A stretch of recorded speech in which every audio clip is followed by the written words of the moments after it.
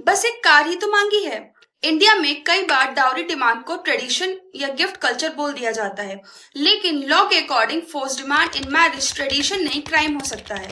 Dowry सिर्फ cash नहीं होती, car, jewellery, expensive gifts, property, money demand अगर मैरिज के कनेक्शन में प्रेशर या हरासमेंट के थ्रू मांगा जाए तो वो डाउरी के अंडर आ सकता है।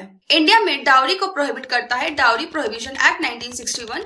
इस लॉ के अकॉर्डिंग डाउरी लेना, देना, डिमांड करना पनिशेबल हो सकता है।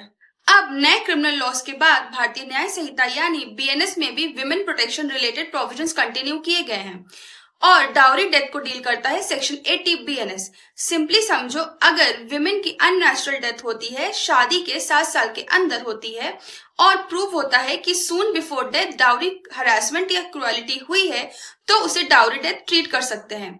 सिर्फ डेथ ही नहीं, डाउरी रिलेटेड क्रुएलिटी भी पनिशेबल हो सकती है।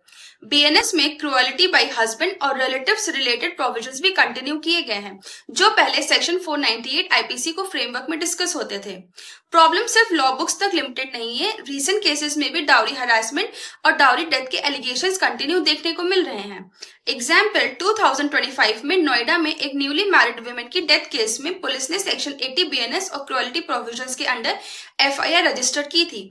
Then in Satbir Singh versus state of Haryana Supreme Court ने क्लैरिफाई किया था, सून बिफोर डेथ का मतलब एग्जैक्टली इमीडिएट बिफोर डेथ नहीं होती।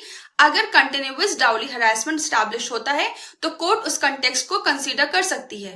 Then in Kansraj versus state of Punjab court ने कहा, डाउरी लॉस का पर्पस वुमेन को मैट्रिमोनियल क्रुएलिटी से प्रोटेक्ट करना है, लेकिन फॉल्स इम्प्लीकेशन से भी कॉशंस होना जरूरी है। सबसे डेंजरस चीज क्या है? जब इलीगल प्रेशर को कस्टम बोल के नॉर्मलाइज कर दिया जाता है। हर एक्सपेंसिव गिफ्ट डाउरी नहीं होता, but every force demand in the name of the marriage deserves legal attention. Dowry सिर्फ एक लीगल इशू नहीं है, ये पावर इम्बैलेंस, सोशल प्रेशर और विमेन सेफ्टी का भी इशू है।